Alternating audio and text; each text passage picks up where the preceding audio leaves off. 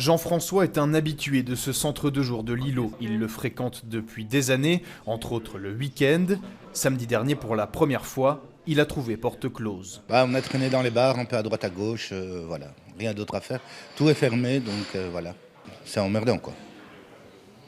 De devoir errer dans les rues comme ça constamment, c'est un peu gênant, quoi. La SBL a des subsides pour ouvrir 5 jours par semaine. Elle avait choisi d'intégrer les 2 jours du week-end, mais cela représente des coûts supplémentaires. Et ces coûts, Lillo ne peut plus les assumer. Du jamais vu pour le directeur de ce centre.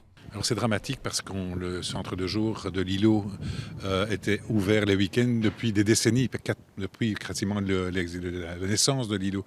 Et donc on était les seuls à porter ce fardeau d'être ouvert le week-end et de recevoir ce public. Avec d'autres centres qui ont déjà depuis quelques mois décidé de fermer les week-ends. Les difficultés financières de Lillo s'expliquent par plusieurs facteurs. La baisse de la déduction fiscale des dons, des subsides non indexés pendant la longue période sans gouvernement bruxellois, ou encore la baisse du nombre d'appels à projets. Il y a quelques jours, le gouvernement bruxellois a sécurisé 325 places les week-ends pour les familles avec enfants, et ce jusque fin juin.